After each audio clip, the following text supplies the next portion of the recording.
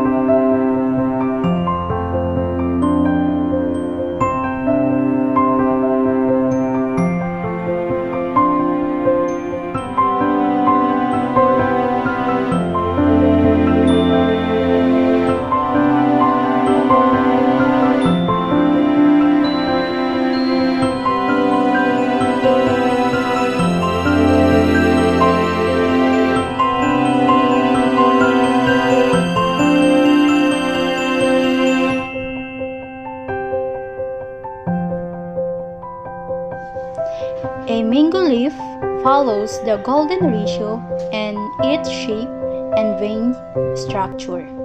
The ratio of its total length to its maximum width is nearly 1.618, the divine proportions.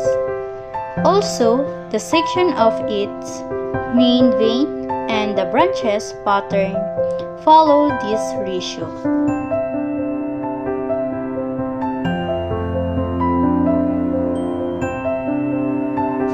Three branches.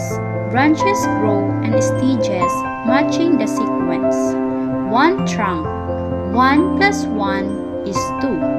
1 plus 2 is 3. 2 plus 3 is 5. They emerge at the golden angle, so no branch shade the one below. This pattern optimizes space, light capture, and structural strength. The difference between Fibonacci sequence and golden ratio or Fibonacci is the pattern or series of numbers, while golden ratio is the value or ratio they approach, but are closely linked but not the same. I just had to let you know you're